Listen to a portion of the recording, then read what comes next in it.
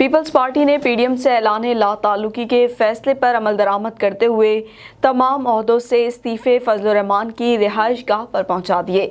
Secretary general نیر بخاری، شیری رحمان، راجہ پرویز اشرف اور قمر زمان کائرہ کے استعفے لے کر گئے۔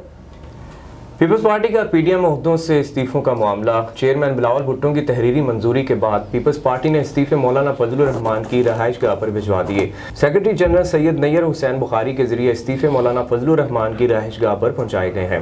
واضح رہے کہ پی ڈی ایم نے سینٹ میں اپوزیشن لیڈر کے انتخاب کے دوران بلوچستان عوامی پارٹی سے ووٹ لینے پر پیپلز پارٹی کو شو کاز نوٹس جاری کیا تھا۔ پیپلز پارٹی نے نوٹس کے رد عمل میں پی ڈی ایم سے علیحدگی کا اعلان کیا تھا۔